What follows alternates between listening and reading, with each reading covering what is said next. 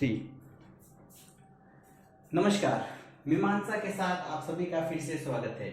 जी हाँ, आज की इस वीडियो में हम बात करने वाले हैं आओ मात्रा लगाना सीखें। जी हाँ, किस तरह से कोई नया शब्द बनाया जाता है, किस तरह से मात्राओं के ज्ञान को और ज्यादा बढ़ाया जा सकता है, किस तरह से लिखने में अशुद्धियों को रोका जा सकता है, इन सभी बातों पर हम आज के इस वीडियो में बात करेंगे। आज हम आपको मात्रा लगाना सिखाएंगे। जी हाँ, चलिए नंबर 1 पहली बात करते हैं, इक की आवाज। जी हाँ, अगर किसी शब्द के अंत में यानी लास्ट में आपको अगर इक की आवाज आती है तो वहां पर आपको ध्यान रखना है कि वहां पर जो मात्रा है वो कैसी आती है, छोटी आती है। छोटी की मात्रा से हम सब जन अच्छी तरह से समझते हैं कि वो ऐसी होती है। तो जैसे कि मान लो बात आती है सामाजिक की, सामाजिक। अब देखिए यहाँ पर लास्ट में कौन सी आवाज आ रही है, वो आ रही है इक की आवाज। तो इक की आवाज आ रही है, इसका मतलब मात्रा कैसी आएगी, छोटी आएगी।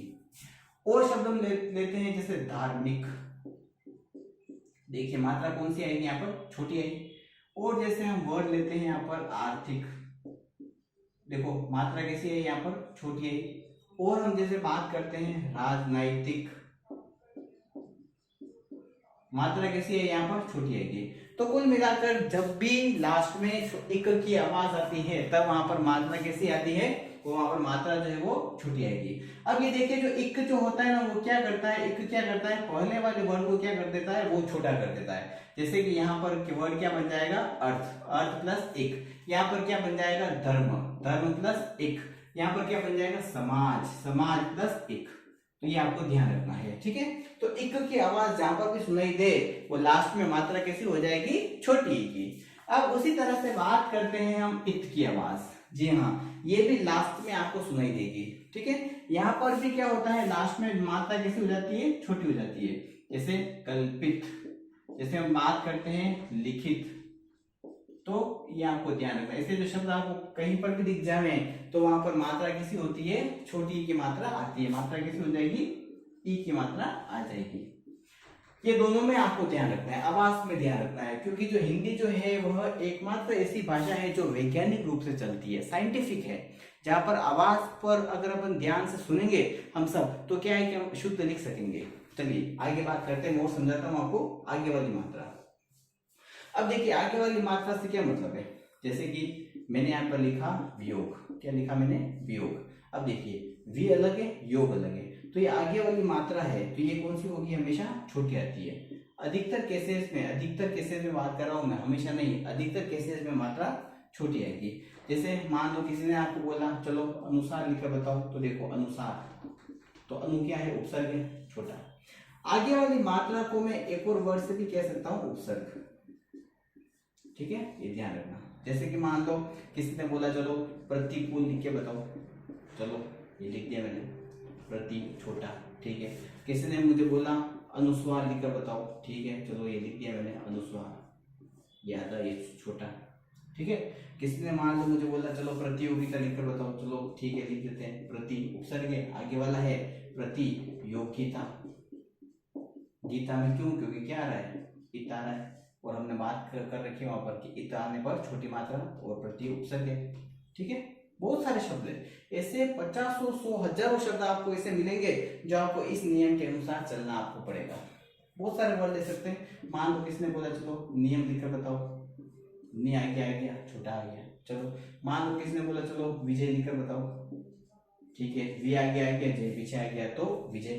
तो अधिकतर केसेस में हमें ध्यान रखना है कि अगर आगे वाली मात्रा अगर आती है तो कैसी होती है, अधिकतर केसेस में छोटी होती है, और पीछे वाली अगर एक ही आवाज आ रही तो वो बड़ी हो जाएगी। जैसे मान लो किसने बोला विनती लिखकर बताओ, तो देखिए वी आगे, टी पीछे, छोटी बड़ी। किसने बोला कहानी लिखकर बताओ, तो कहानी यानी पीछे आ रही है, ई की मात्रा, मतलब ई की मात्रा आ रही है, इसका मतलब बड़ी। मान लो किसने बोला चलो विजयी लिखकर बताओ, विजयी, विजयी, ये देखो छोटी बड़ी और ये हो गया। तो इस तरह से आगे वाली मात्रा में हमें ध्यान रखना है कि उपसर्ग होता है, वो उपसर्ग, ये शब्दांश होते हैं जो आगे लगते हैं, तो वहां पर जो है वो मात्रा ये आएगी। जैसे मान लो किसी ने बोला चलो सुपुत्र लिखकर बताओ, तो सु आगे आता है तो सुपुत्र, देखो छोटा। कुपुत्र, ये देखो आगे मतलब छोटा, ये देखो तो आगे वाली मात्रा ये। अब देखना ध्यान से, बहुत इंपॉर्टेंट है र की मात्रा। देखो मान लो किसने बोला आपको ग्रह और किसने बोला गृह, तो आपको ध्यान रखना है कि ये कौन सी मात्रा है, ये री से ऋषि की मात्रा है। तो री से ऋषि की जहां पर मात्रा आएगी वहां पर बोला जाएगा री, गृह। और ये कौन सा है, ग्रह। खड़ी पाई के साथ में र की मात्रा लगती है, ध्यान रखना। ये खड़ी पाई है, इसको खड़ी पाई कहते हैं। उसके साथ में अगर तिरछा लगा रहे हो आप तो उसको कहते हैं रकार। क्या कहते हैं, रकार। जैसे मान लो किसने बोला क्रम, देखो क्रम, तो क, ये खड़ी पाई है, डंडे के साथ में ऐसा लगेगा, वो क्रम है, ठीक है। और किसी ने बोला कृपा, तो देखो क्री क्री क्री क्री क्री, तो र और री, ये ध्यान रखना, ठीक है। उसके बाद में हम बात करते हैं, जैसे कि मान लो परिवर्तन वाली, ऊपर वाली मात्रा। जैसे कि मान लो किसने बोला परिवर्तन, लिखकर बताओ मुझे। तो देखो परि उपसर्ग है छोटा, उसके बाद परिव, व तक रहा है क्या, नहीं आया। परिवर, व के बाद आया, इसका मतलब मात्रा कहाँ जाएगी, त पर जाएगी। ऊपर वाली जो र की मात्रा है ना, वो जो बोलने वाले शब्द के बाद वाले पर वर्ण पर जाती है, बोलने वाले के बाद वाले पर जाती है, तो परिवर्तन। जैसे देखना, ये क्या लिखा मैंने, आप खुद निकाल सकते हो। पर्यावरण लिखना है मुझे, तो देखो प र या, तो प के बाद है और या के पहले, इसका मतलब या पर जाएगी। और मात्रा पर मात्रा, इसका मतलब या जाएगी। जैसे मान लो मुझे लिखना है पर्व, तो कहाँ जाएगी, ये देखो प र व, प के बाद में ये व के, तो व पर जाएगी। ये आपको ध्यान रखना है, र की मात्रा। तो र, री और र, ठीक है। उसके बाद में इसको एक और कौन सा चलता है र हमारा, ये वाला। देखो ये मान लो किसने बोला चलो ट्रक लिखकर बताओ, तो ये ट्रक। अब इसको आप ऐसे नहीं लिखोगे, गलत, ट्रक, क्योंकि ट और ड के नीचे हमेशा र अगर आता है तो वो इस रूप में ही आएगा, ये इसकी मात्रा है।